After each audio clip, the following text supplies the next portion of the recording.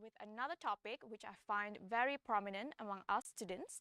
It's entitled Reading, an Emerging Habit or a Dying Hobby. And of course, I am not alone. We have a very special guest with us today, Sister Aisyah Karina binti Abdul Kadir. Assalamualaikum, sister. How are you? Waalaikumsalam. Alhamdulillah, I'm great. Thank you. Okay, Sister Aisyah is actually a student of IIUM. She's a fourth-year student studying English language and literature, and she's also one of the Dean's List recipient award. Wow, we can see already how much reading she have done. And not to forget, she's also one of the active volunteer for Youth of Strength and Happiness. Is it right? Yes. Oh, a very, very interesting person indeed. Okay, before we dive in to reading, let us begin with a little bit of introduction. So, Sister Aisyah, how and when did you begin reading? Okay, thank you to our host. So I started reading since I was small.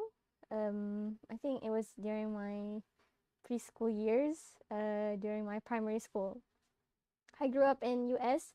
When I was 3 years old, I went to America, and from there I developed my interest in English and the English language, and also I started to read a lot of books, like the popular Aesop fables, the Red Riding Hood, the Little Mermaid, Snow White, and Cinderella.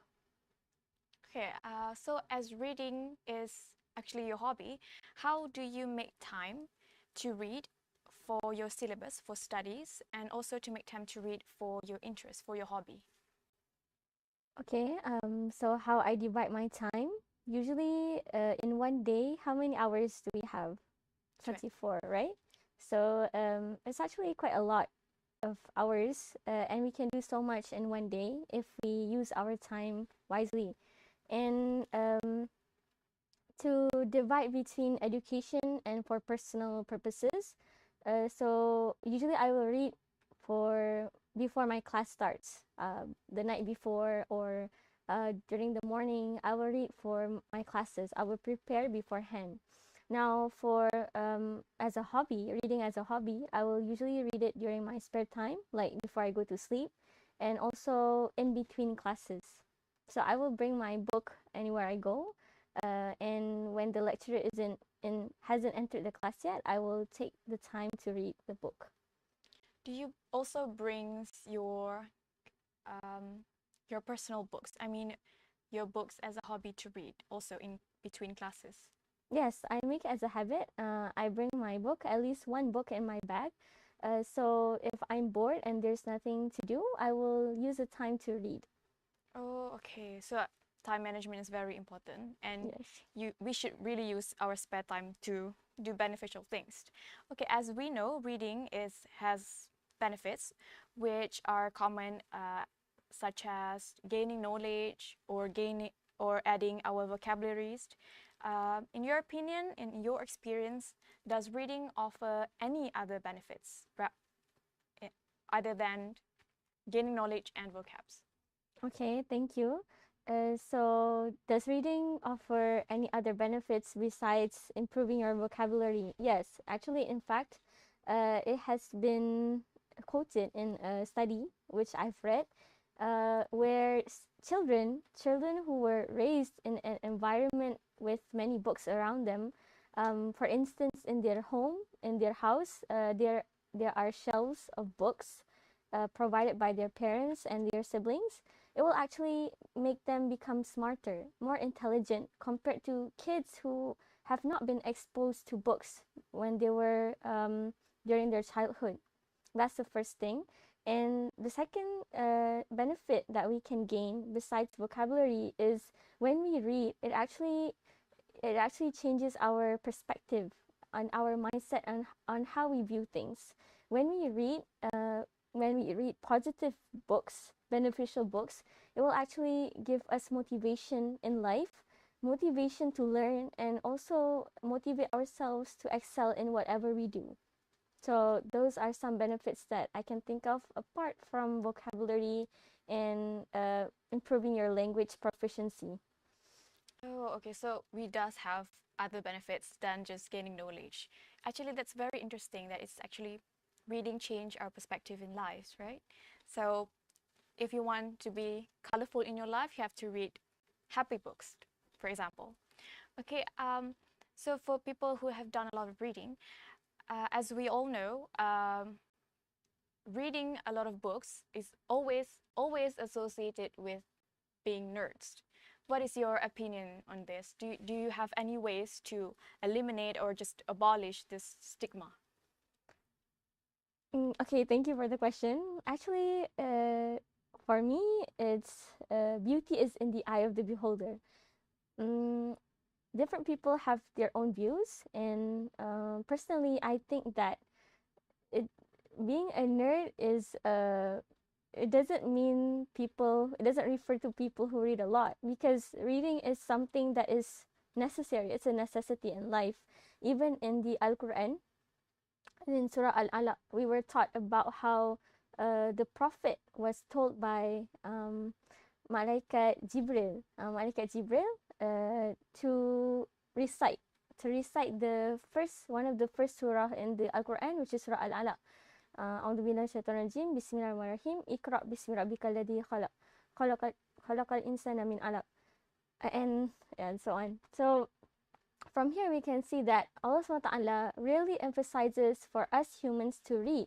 And even in IIUM, one of our main goal is rahmatan lil alamin, which is for us to spread rahmat, mercy upon mankind. So from here, a nerd is actually viewed as something negative, something that people don't usually want to declare themselves being a nerd. But instead, actually, being a nerd, um, if they refer to nerds as a bookworm, then we should be proud of ourselves. You should be proud of yourself, because it means that we are really hardworking and we are very informative. People usually will look for people who have a lot, who know a lot of knowledge, who know a lot, and they have been exposed to various types of knowledge around them. So for me, I think that to break the stereotype is to just be yourself. And if you are interested in reading whatever sort of genre, then continue to be yourself. Continue to do what you like. Do what you like and do what you love. So your way to just eliminate the stigma is just to avoid, is just to just not care about what other people thinks about you. As long as you know the things that you do is beneficial for you and the society, right? Yes. Okay. Okay. For the audience out there who just wanted to start reading or have their reading in their New Year resolution list, and of course I know I do. What do you think? How do they actually choose their books? Is it based on genre or is it based on the author? And do you have any suggestions for them to read materials as a beginner? Okay, thank you.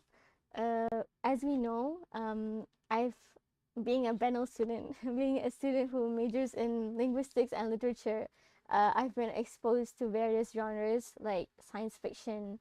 We can also take a look at postmodernism books, works, literature on humanism, and so on. We also have romance and other genres in our present world today. So for me, I used to be interested in fiction books and stories, and also I'm more interested in, we can say, real life stories, experiences by different authors. So if you ask me what are the recommended genres, you can actually choose. You can actually take explore different types of genres to see which one actually suits your taste.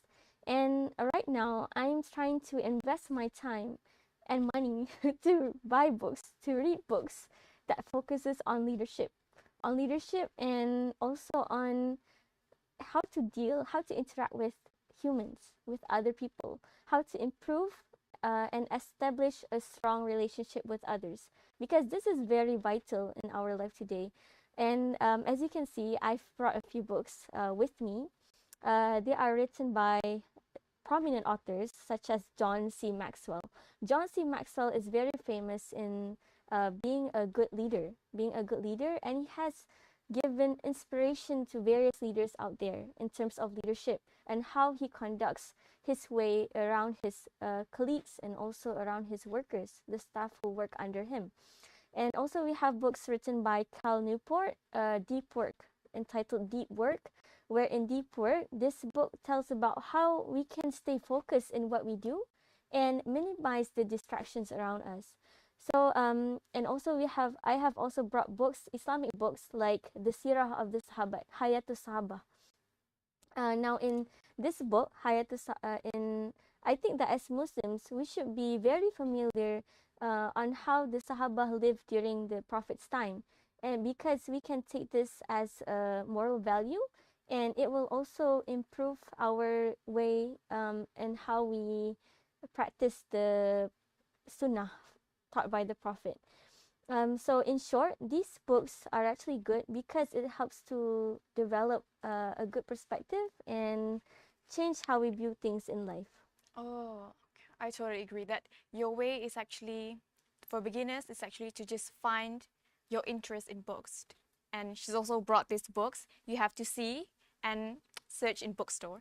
Okay, we have a lot more questions for Sister Aisyah after this, but we're gonna take a short break and we'll see you after this. Happy Peeps, Healthy Chat. It's Peeps Chat.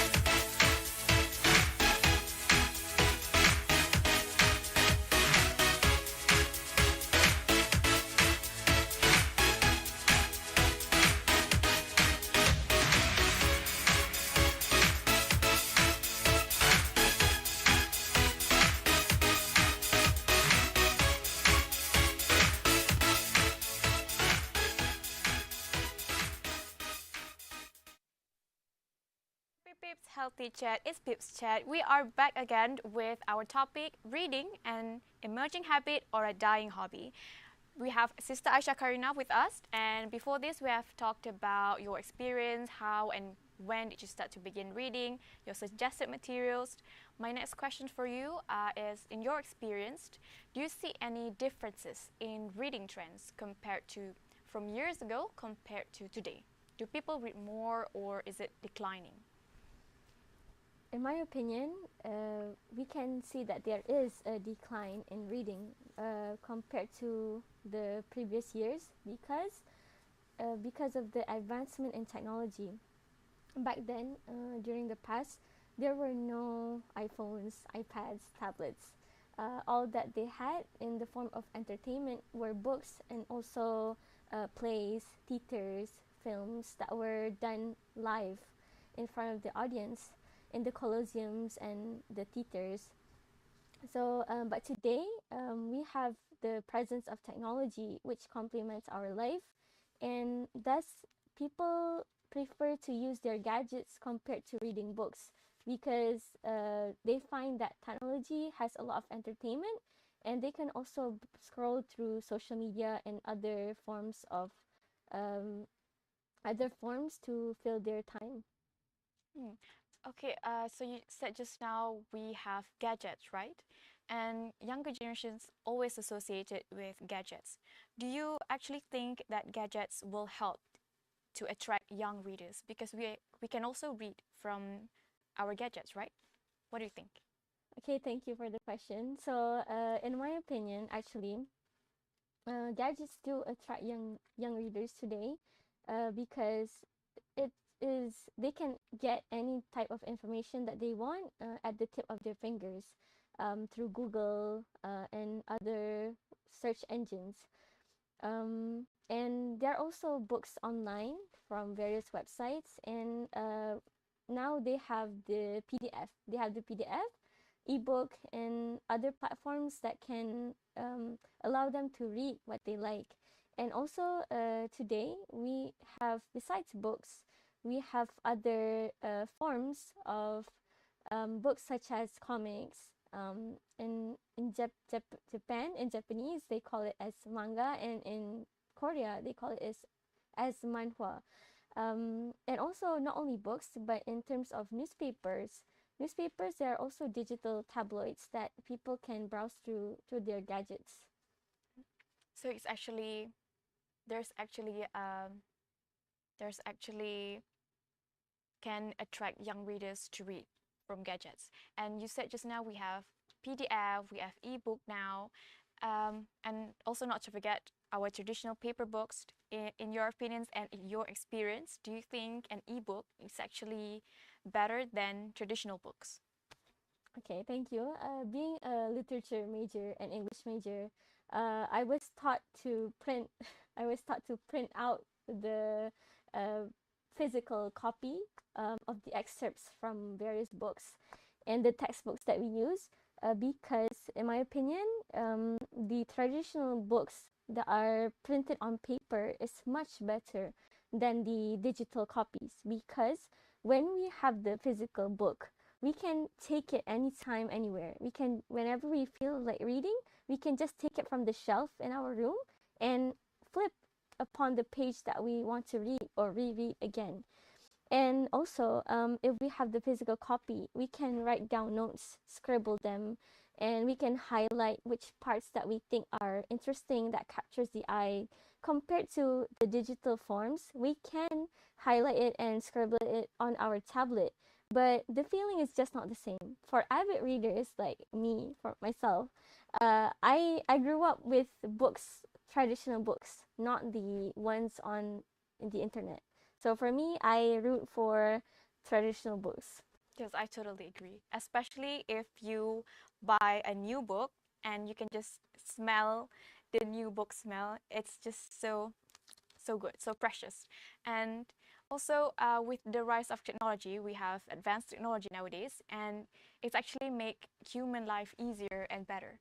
So, what do you think about Kindle? It's actually kind of another alternative to read, but it's just for reading, not for anything else. What do you think about Kindle? Okay, so I think it's good. It's a good idea. It's a good alternative for readers out there, especially when you are a minimalist, meaning that, uh, in terms of space, actually, when we buy the physical books, there will be a problem of where to put the book in our house, where to put the books, because at one time the books will accumulate space, and there will be no empty space to store the books. But for Kindle, because it's a digital copy, you can purchase it online. I think it's good because we can bring it anywhere that you want, and also it saves a lot of space. Mm. So Kindle is actually another good alternative for people to read. Okay, so for my next question, talking about materials for books, do you have any specific websites that you can share with the audience that is free materials or affordable for students out there? Okay, thank you. So being again as a student, I've had to purchase books online, and usually I would buy secondhand books because of having a low, what do you say, I don't have that much money as a student, and we have to save money. So I will usually go to books that are low cost, that provide low cost prices, such as Amazon. We can also buy books on eBay and Abe. I'm not sure how you pronounce it. Abe Books. And then we can also buy it from online websites such as Kinokuniya. They also have online delivery. They deliver it to your house. We can buy it from Popular, and for there's this one website where they provide free PDF copies, PDF Drive, pdfdrive.com, and for yes, I think that's all. Okay, let me make a Z list for the Library, audience. pdfdrive.com, Z Library, Z Library, Kinokuniya, Amazon. Amazon. Four. Four. Four website that you can buy books. What is your excuse, right? Okay. Okay, for my next question would be, can you differentiate to us between fiction and non-fiction books in your experience for audience out there? Okay, so for fiction is more on imagination, things that are not real, like fantasy books, fairy tales.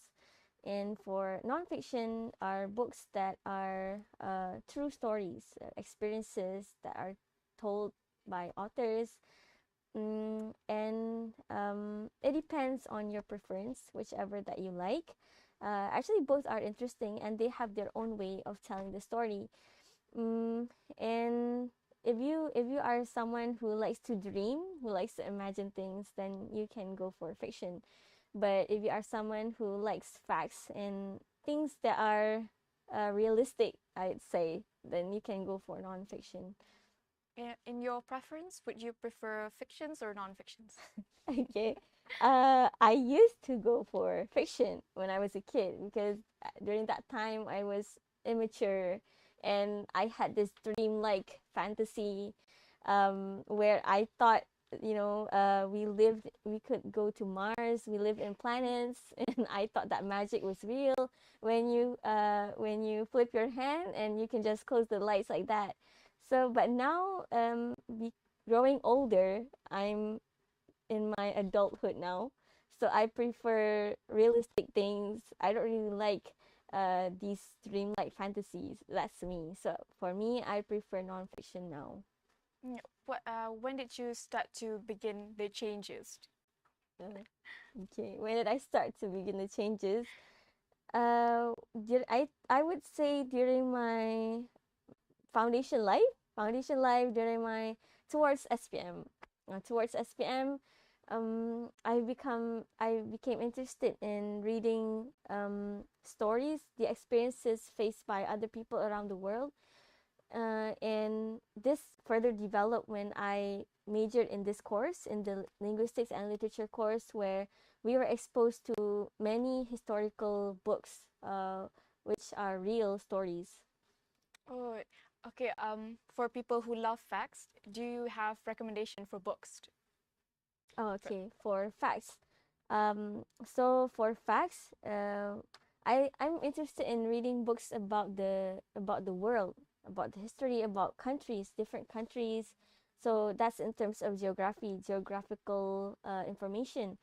And other books for facts, we can read it on how we manage our life management, time management.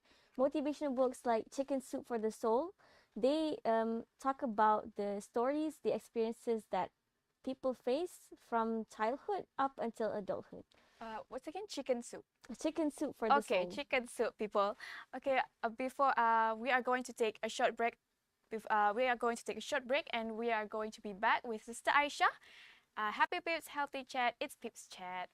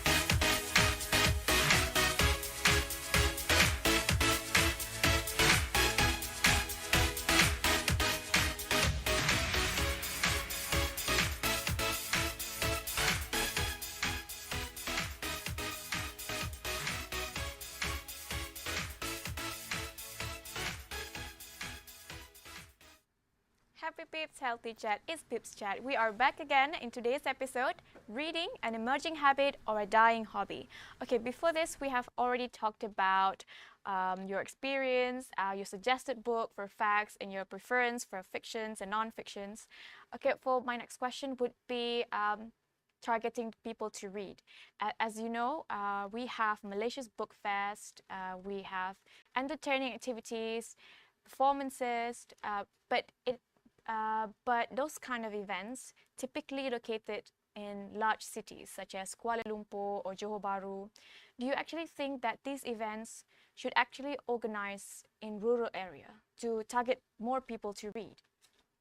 Okay, thank you for the question.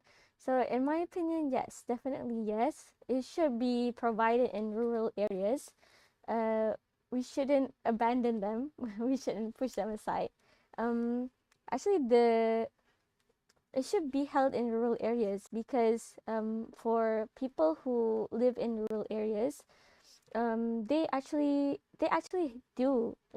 actually interested in reading, but because of the low income that they have and also lack in resources to purchase the books. They're also far away from the shops, from the libraries, so they don't really have access to books like we do in the city. So in my opinion, the government and all parties should help in providing an alternative for people who live in the rural area, so that they can adopt this feeling of liking towards reading, because as we know, reading is very important in our life, and it helps us to improve our vocabulary. It helps us to improve our proficiency in the language, not only in English but also in other languages. And we will get lots of information and knowledge when we read. Now, for people who live in rural areas, they live far away from the city, so they can't go to the book fest, to the what do you say, the talks, and also they can't attend conferences or meetings that discuss about books. That's why we should hold book events once in a while in the rural areas, so that the people who live there, especially the children, can adopt this feeling of likeness towards reading, and they can become a better person than they are now. Of course, I totally agree. And we have a lot of sources to read. We have public libraries. We also have one here in IIUM. Um, and also bookstores. A lot of bookstores opened with aesthetic settings and Instagrammable location, which we can take pictures. And in your preference, do you prefer to rent books or borrow books or buy the books? Okay, thank you.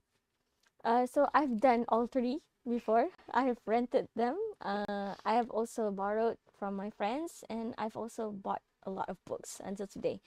Now, for me, I prefer to purchase books because I believe that purchasing books is a sorry, Sorry, sorry, sorry. sorry, sorry about that. Okay, so for Okay. me, in my opinion, I prefer to purchase books because I believe that books are a good investment. It is a long term investment for us, and we won't waste anything, and we won't lose out on anything because books will never expire. Unlike food, unlike our phones, which they have a life, what do you say? They have a period. To some extent, they will go bad, or we'll have to change to a new phone, or we'll have to buy a new foods, new groceries. But for books, um, I have books, lots of books at home, and we can see that the books are really old books until to the point that the pages have turned yellow. So, what I'm trying to say is that for me, I prefer to purchase books because they are a good investment, and you can read them anytime. You can even give them to your children, your future children. You can share it to your siblings and to other relatives that you have. So for me, when I have this habit of whenever have free time, I will go to the bookstore and buy one book. And when I go to the airport, like for instance, I go home by plane, by flight, I will buy books at the airport because there are many books at the airport that target uh, avid readers like us and who target people who like to read newly launched, newly released series. Oh, okay. Do you have, other than airports, do you have any other specific locations that our audience can go to after this? Okay, so for me, when I was small, I used to go to the popular bookstore. Even the name itself is popular, so it's popular among people who like to read and buy books.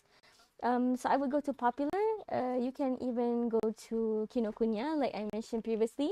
Kinokuniya in KLCC. It's really close to UIA if you're an IIUM student. And you can also go to other bookstores like MPH. Sometimes I prefer MPH more than popular because there are certain books that are not in MPH, and sometimes I prefer popular because MPH doesn't have those books.